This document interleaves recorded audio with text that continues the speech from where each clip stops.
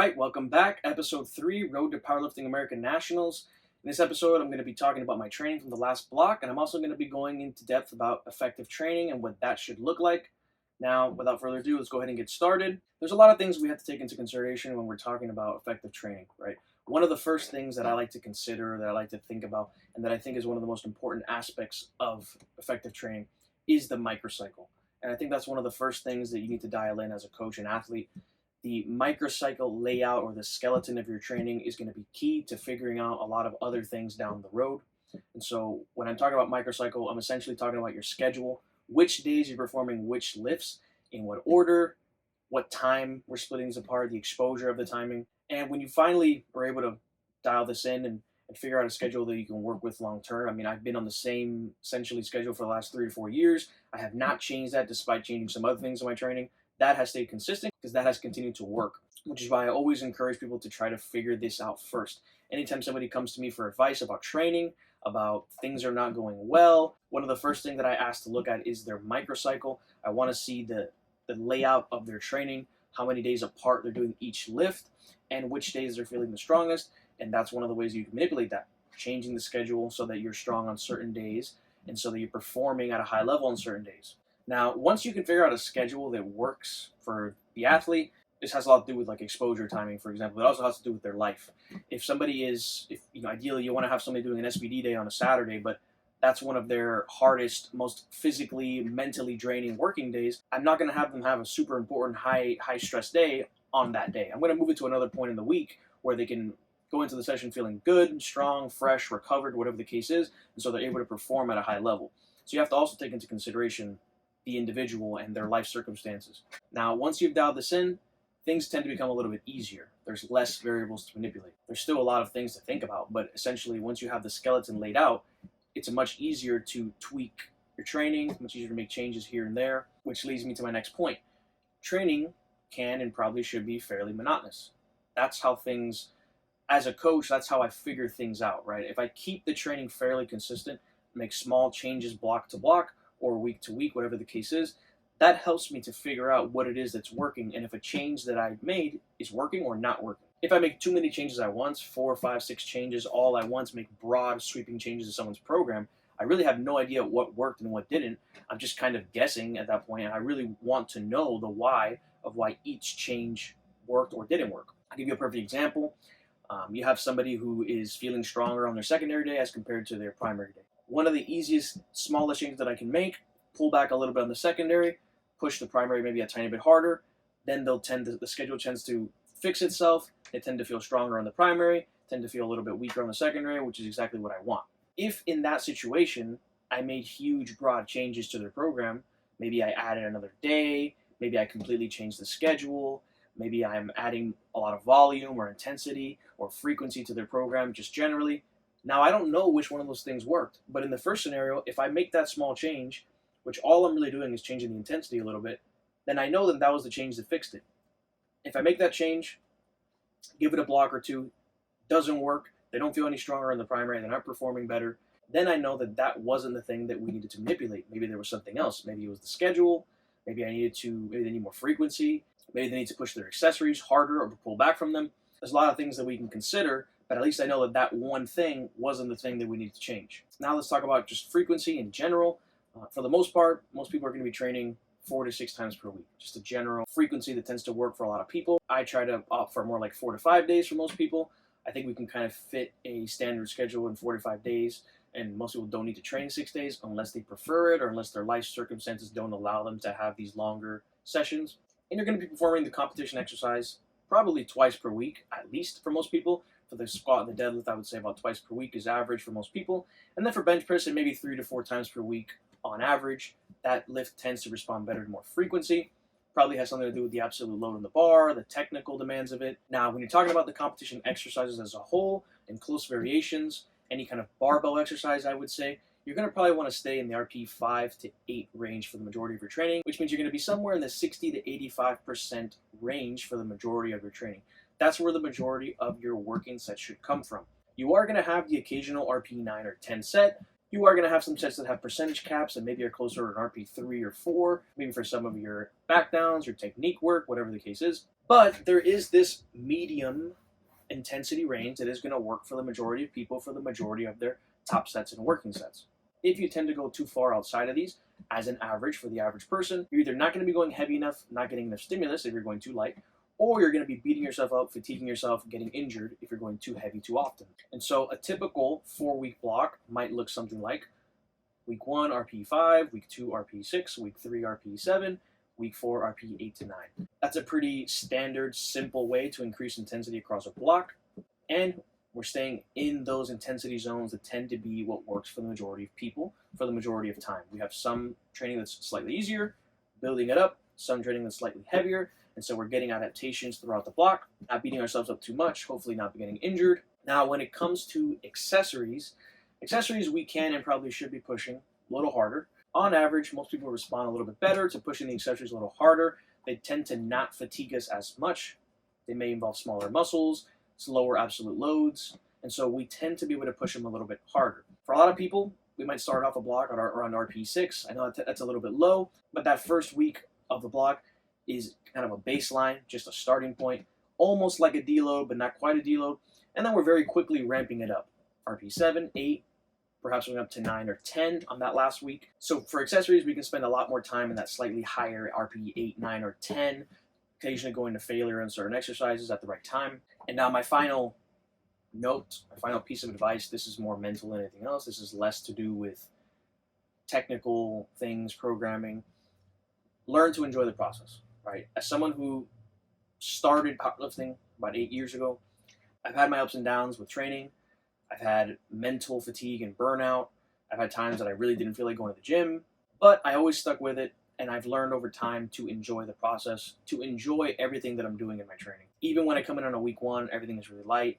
I've learned to enjoy that and to take that for what it is, to know the purpose of it, to know why I'm doing it, and to know what it's serving me, and to know what it's going to lead to, right? Not everything is going to be that heavy week 4 top set that you're looking forward to, right? There's a slow build up. There's the stacking of the chips. There's building that baseline that will get you to that point. And so something that I urge people to think about or learn to do early on is to learn to enjoy the process. Become a little more process oriented, okay? Think about this journey, this powerlifting career, whatever the case is. It's really a marathon. It's not a sprint. I know that's a cliche saying, but it's very rare that somebody can accomplish a lot of things in a very short amount of time in the sport.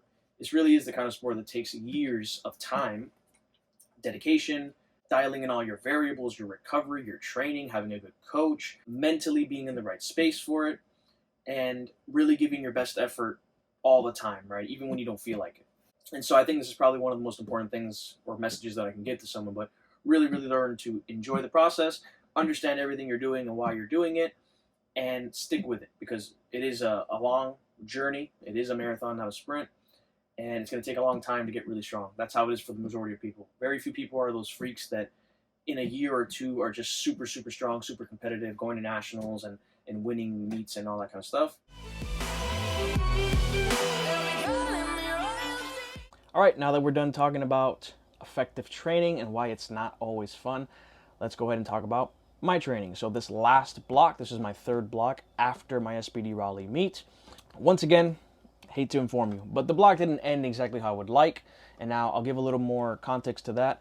This block was by far the best block that I've had since the meet. I felt really, really strong.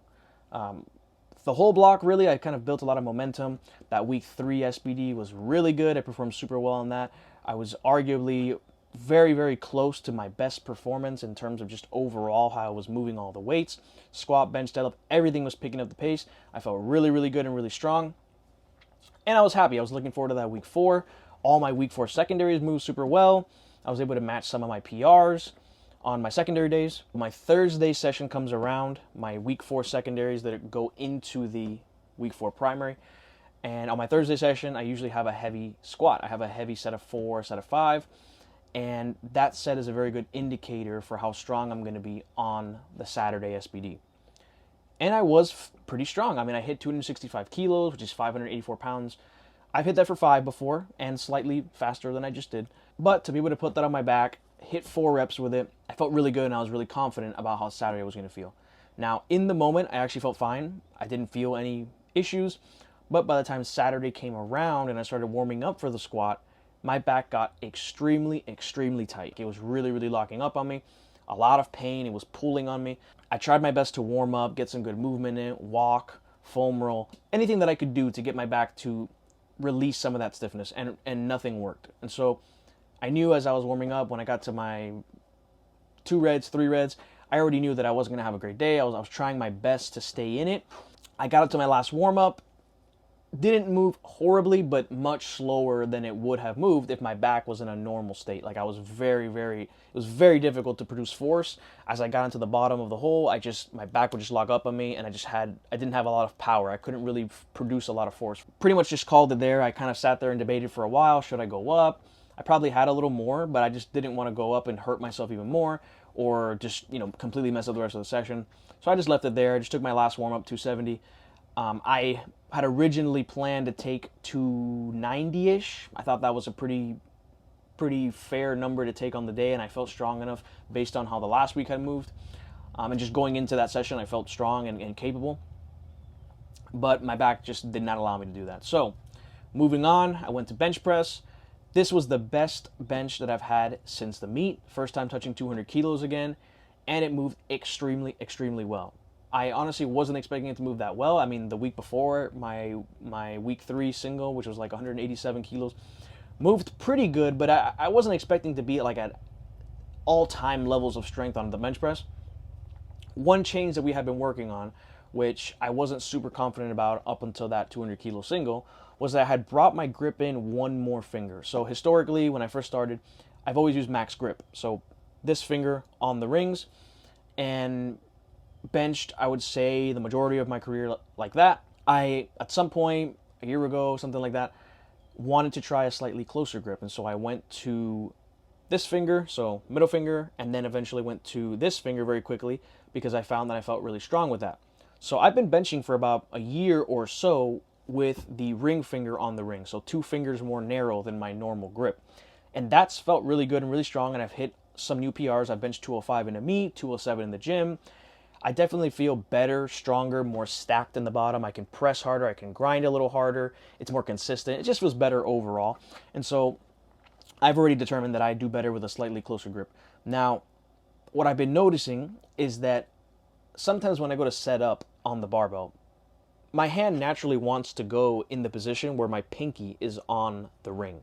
Now, I don't know if that's a good enough reason to try this, but I talked to Marcellus and he was all for trying the closer grip because he also felt that it was going to be more consistent. I might be more stacked. I might feel better. And so I tried it. It felt pretty good right away, but not necessarily stronger. And so I gave it the entire block. The week 3 came around.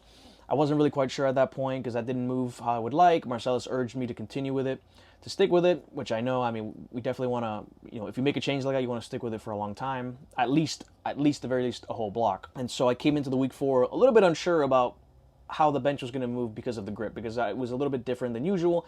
I definitely felt right away, even with just the 1 finger adjustment, that I was going to have to press a little differently, right? I felt better and more stacked here, but I was having to press a little more towards the rack just to kind of get my body underneath me and kind of leverage myself towards the rack. And I was hitting the rack sometimes, which I don't normally do. So I had to kind of adjust my setup. I had to get a little bit lower. So there's a few things I had to adjust, but I honestly felt as strong as ever with this new grip and more consistent with it. So, needless to say, we are going to be sticking with it for at least for now because it feels really, really good. Now, moving on to the deadlift. Deadlift felt super, super strong on the week 3. I felt pretty comparable to like all-time levels of strength. I had hit 300 kilos, which is a kind of a typical week 3 weight when I'm doing singles, going into the week 4. And that moved, I would say, comparable to my best. Very, very strong. The bar was basically floating off the ground. I felt extremely strong on that day. And so I felt, okay, for sure, I'm going to have something big the following week. Obviously, I didn't know what was going to happen with my back, but with my back hurting, I had a feeling that was going to happen. This has happened already 4 or 5 times in the last year or so, where I get to that week 4, and I kind of know what to expect. I was going to take 300 kilos as a last warm-up, and what ends up happening, which is always what happens, is that I take that last warm-up, it moves slower than usual, not horrible, but slower than usual, and then I can't really go up. I can attempt to go up, but if I go up, I almost always fail it. End of the session, the deadlift wasn't hurting quite as much as the squat at that point. So I took 300 kilos, and like I said, it moved slower than usual, but I still felt that I could have gone up a little more. I wasn't going to take the range. I was originally shooting for 335, which is matching my PR from the Raleigh meet, my all-time PR. That's what I would have liked to have hit that day, and I felt strong enough to do it if my back had felt better, but obviously it didn't. And so went up to 320 kilos, thinking that would be a more conservative jump. I 100% felt that I was strong enough to do it, but my body just physically would not allow me to. It was a really, really weird feeling. I've never really had that happen like that. But, I went to set up and just went to wedge, and my body just physically would not allow me. I just couldn't get in position. Like, I just kind of pulled the slack, and my body just like, nope, you can't do this. And I know that it was just, very mental. Obviously, the pain was there. I was feeling the pain and the stiffness, but I could have probably pushed it and forced it and grinded the weight out, but my body just physically would not allow me to. And I know that because I dropped down for my back downs to 4 reps. So I went from 705 to 485 to do my back downs, and I could not lift 485 off the ground. Something that I can do for an infinite number of reps, I literally could not lift it off the ground. I knew that it was very mental. Obviously I wanted to finish the session up, and I always like to finish my session no matter what. Even if I'm having, really high levels of pain, I still want to do the working sets, but at a lower weight. So I basically just kept taking weight off until I could do it.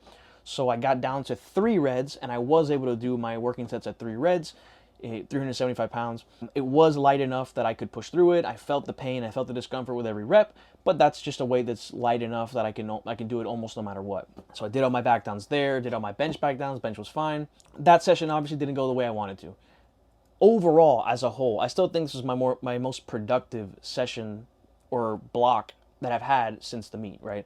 I definitely was picking up momentum. I felt really strong. My technique felt fine. I was feeling primed for that day, and I was going to shoot for an 825 total, which would be a PR in the gym. Just wasn't there, obviously. Not a lot I can do when my back starts to cramp up like that, and get, it was just like a level of soreness that was way too much for me to push from that Thursday session. That's typically when it happens. So going forward, really all I have to do is just do a better job of picking the right top set on that day. I find that almost every time that I've hurt my back in the last year has been when I go a little bit too heavy on that top set, get a little too greedy, and end up grinding out 1 or 2 reps, and then my back is just kind of cooked for the rest of the block. And even beyond that, the next whole week, my back is like hurting and not feeling good. So essentially that's all I have to do. I honestly think a 5 kilo drop in weight would have made the difference, and it would have been fine. And so I just have to do a better job of picking the right loads on that day. Going forward, we're super excited. I mean, I feel very, very strong. I feel like I've picked up a lot of momentum. I feel like I've gotten rid of all that fatigue and all that funkiness from after the meet. And I feel like the next macro cycle, these next 12 weeks, are going to be really good. I'm going to do my best to just lock in and execute to the best of my ability on every day. Keep my back healthy, not push it too hard on that Thursday session. And I think these next few blocks are going to be really, really good. And I'm going to hit something really big. Hopefully PR my total in the gym. So with all that said, thank you for watching. Please subscribe. Please like the video.